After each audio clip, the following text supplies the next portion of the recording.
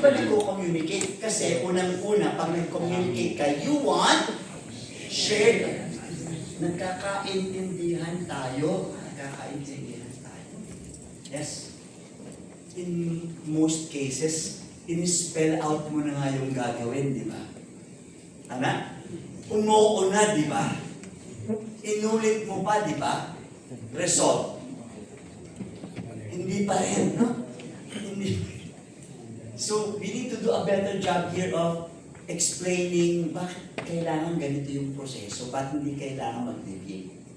Shared understanding. Kung naintindihan ba niya, automatic ba? Committed siya. Yes or no? No. I understood, I got it, yes. But it doesn't mean I agree. Tama?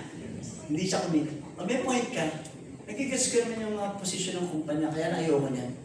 Inconvenient sa akin yan.